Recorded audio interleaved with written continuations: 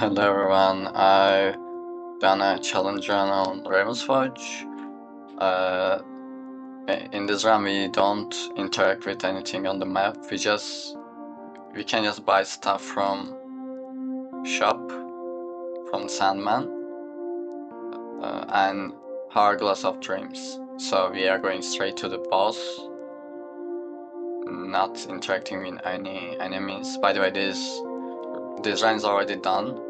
I am recording my voice while watching this video, and I will try to explain my thought process as to what magical objects are the best to deal with bosses. I thought that Voodoo Doll was the best one because, you know, you deal more damage to bosses, but apparently you don't need damage, you just need survivability because unless you perfectly dodge everything, which I think is not humanly possible. Like, I mean, even right now you can see me taking hits there and there, though I didn't use a single Raven's Feather on this run, because you'll realize why. Anyways, I speed up the video because it's so long, like it's about 15 minutes long, and it's just doing the same things over and over again to bosses, like dodging then attacking. There isn't a specific reason that I chose Juliet for this run, but I think having a range character helps. Melee ones are too dangerous to deal with bosses when you are so weak, like when you have no items. I think Juliet is pretty good even on her own because we will aim for a mermaid tier and regeneration from trade allow us to sustain. So for now, I'm speeding up the video so it will speed up even more. As you can see, I'm still hitting the boss. I think it took around 15 minutes on this first boss because I don't have any upgrades here. I choose the quest because it gives crit chance. You just spam your special until you have additional 10 crit chance. The second talent is also, I think, good because after dash you get to hit more times, but I think crit chance gives you more damage output. Also, I didn't finish running Nightmare with that talent, so I might as well unlock the icon next to it as well. Yeah, the first boss is pretty straightforward. I mean, it has different variants. I think I got the easiest variant here. That's partly also why I didn't die any times on this boss. First boss is probably also hardest because you don't have any upgrades, as I said. Now we are going to Act 2. If you don't know, if you finish an act so fast, I think it's been added 3 months ago or something, I don't know. There's a hourglass there. You interact with it and it gives you a lot of items and dream shards. Also experience. So you don't lose much by not interacting with the map. Here I aim for a chainmail, but I got a Tame Tobacco which helps me find the items I need. Chainmail is a must to not get one shot since we don't have any health. And mermaid tears will be useful later on, but even right now it's good with our trades to sustain. We'll aim for a Holy Grail or a Swan Clock to combo with mermaid tears. Here I bought some more stuff. I already have 3 dashes, which is vital to survive because we need to be dodging everything. Now I will speed up the video again. Give me a minute, give me a second.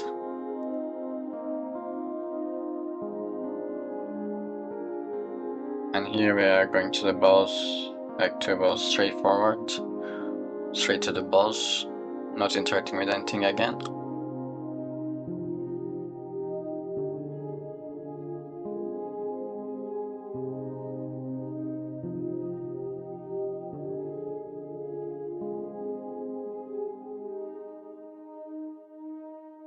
In this boss, there is something you need to know. When the boss summons more enemies, you kill all of them except one. If you don't kill all of them and leave one, he won't spawn new. He won't get new summons. He won't summon new guys. So you only have to deal with one enemy and just hit the boss until it's dead. You can see now I will kill the small ones until one is left. Using my 3 dashes, 4 dashes actually, not 3, to dodge all the bullshit he is.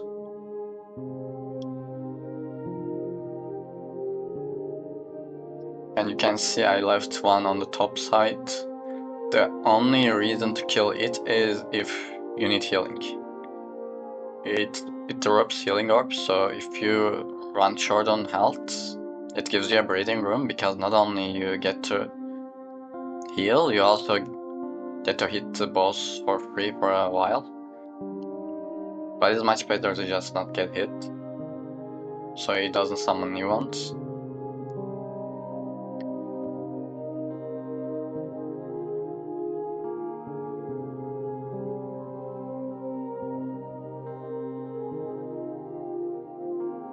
I think this is the hardest variant of this boss, by the way. Those lasers are kinda tricky, and they deal a lot of damage. I mean, right now everything deals like 50 of my health right now, because I have a chain mill and just a little health, no vitality. But I would rather face the other variant. I think it will be easier.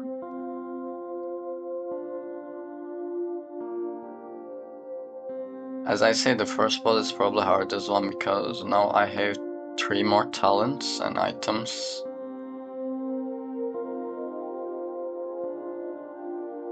You can see that I'm dealing a lot more damage compared to the first boss.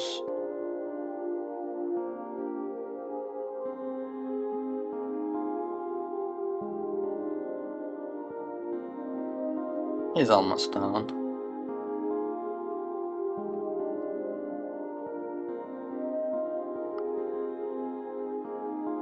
By the way, recording this run I think took 5 or 6 attempts, because I wasn't offered the right stuff in most of them. I was offered all the required ones in one of them, but I played very bad. I ended up dying. But in this run, I got everything I need before Baba Yaga, so it ended up being pretty easy. Now I killed the last one, because boss is already dead, yeah. Now on Act 3 we hope for a Holy Grail and a Swan Clock. We have 3 Stars of Fate to roll for them, and a Tame Tobacco, which further increases our odds. There's a Marmeters on the shop as well. Pretty nice.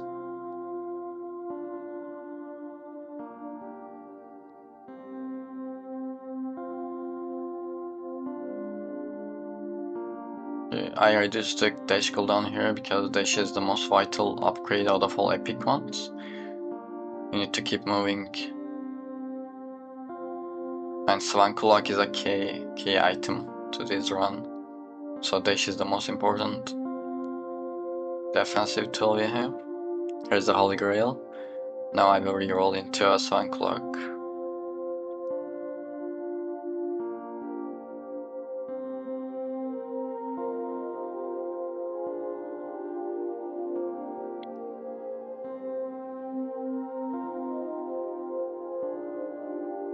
I wasn't sure what to do here, so I spent a little bit of time.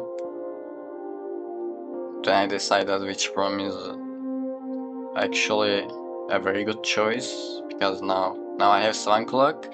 If you don't know, which prom increases the damage you take by 15%. There's another meter, by the way, very nice. So since it increases the damage you take, Swan Clock actually heals for more. Since you take more damage, you also heal for more. But the damage is actually kept at 80 right now for me because I have chainmail. So I don't actually take more damage, I just end up healing more. Now I will speed up the video again. I have to kill enemies here because I can't proceed. You can interact with the doors without killing enemies first.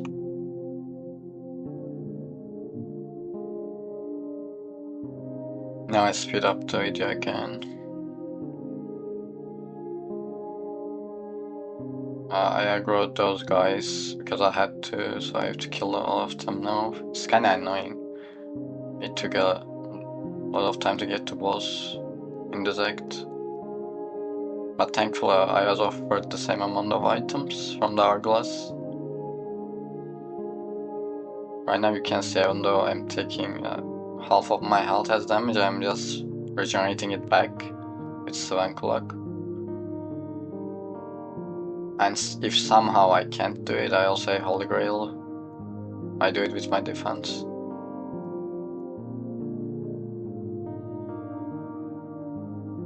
Those are the last enemies I need to kill before the boss.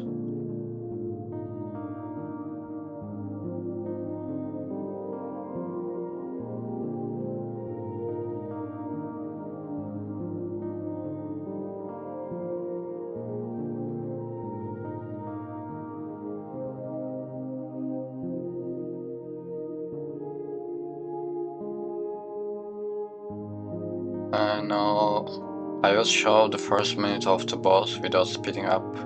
Afterwards I will speed up a lot because this took a lot of time. Mainly because I killed the wrong one 2 times in a row.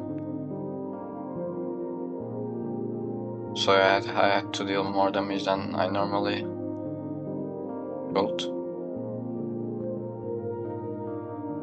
I mean, it's really hard to fuck it up right now because even if I do a mistake, I can just dash and I'm back to full health. I can't get one shot because I have a chainmail.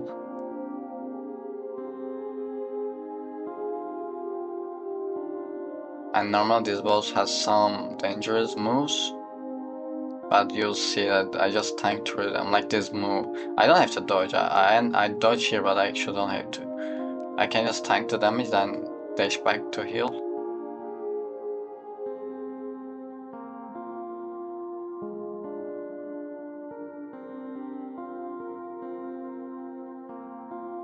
Now I speed up the video to 4x. It's gonna take a little while.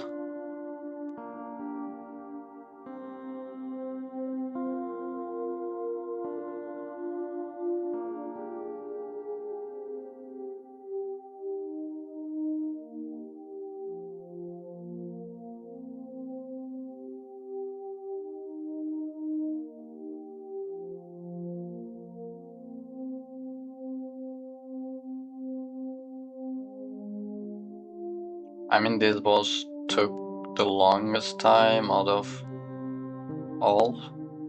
I think it even took longer than Baba Yaga.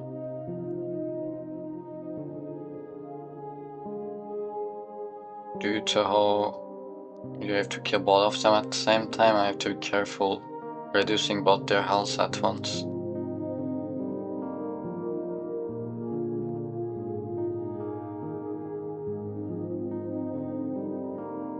I don't really need to use trade here, but I do it anyways, it doesn't really matter. And don't ever use your ultimate here until they're stunned. I think the only way you die, only way I die here is if I use my ultimate while they're not stunned, because it takes a lot of time to cast it. I might actually get hit twice and you'll die. Even chainmail can't save me in such a situation.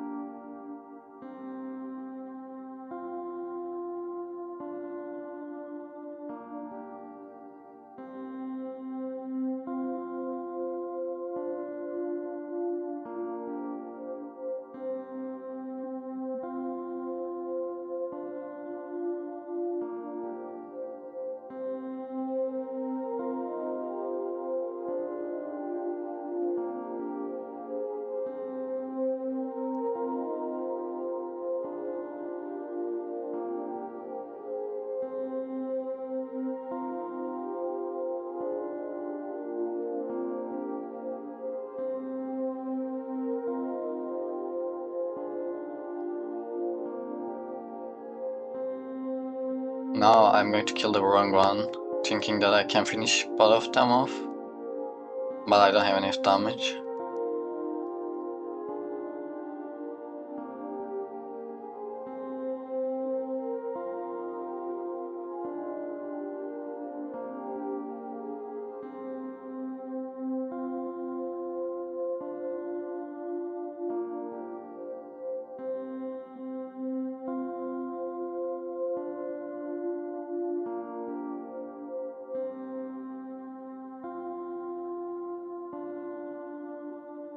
Now it happens again because I used my ult on the wrong one.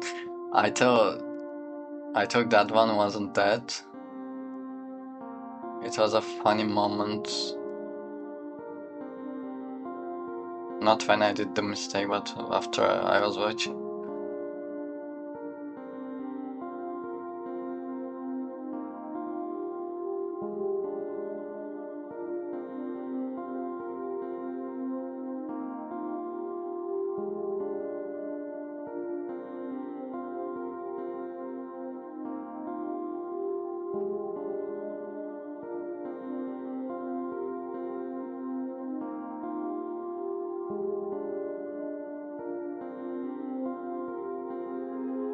I can imagine like beating those bosses without any sustain.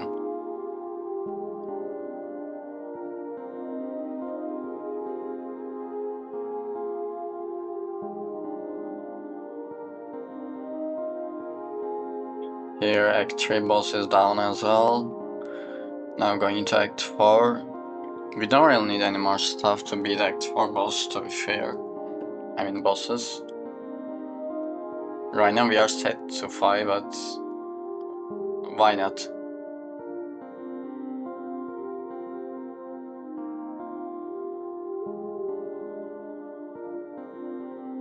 Here I'm off for the Excalibur. Another memory tears is basically Swankler kills for all the taken damage. I found another Raven Wing from shop and one more from the items.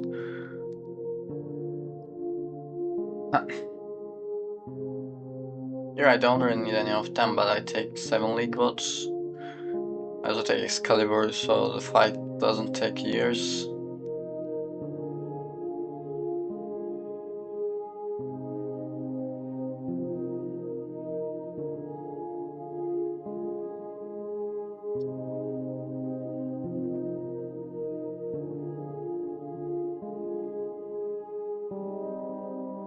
Here I'll take 7 League Bots. Not that I need it, but it's still good. And I don't wanna use a Sword of Fate for this, because I wanna use it for my talent.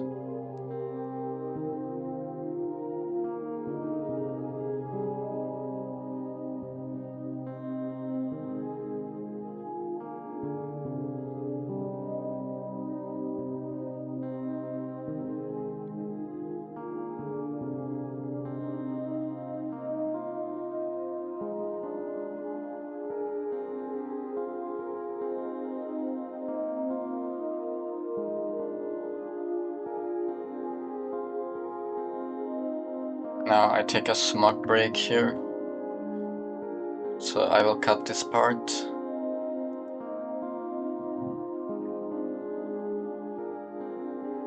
Here we are back.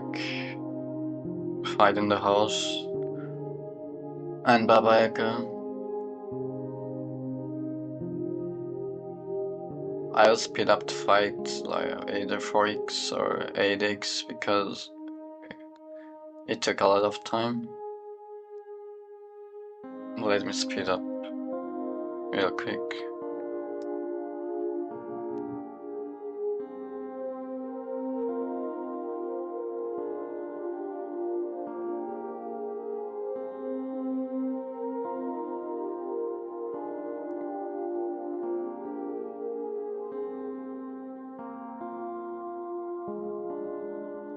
Usually when you reach this boss in a regular run, you're probably very strong already, so you don't need to do much. Here actually it's the same case, except I don't have much damage. I'm just unkillable.